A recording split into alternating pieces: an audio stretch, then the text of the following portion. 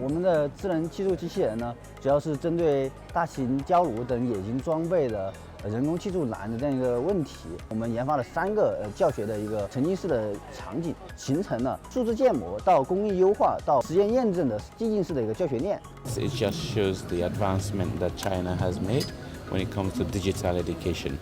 So I mean, it's more like leading. So I believe there's a lot to learn and to share from this experience.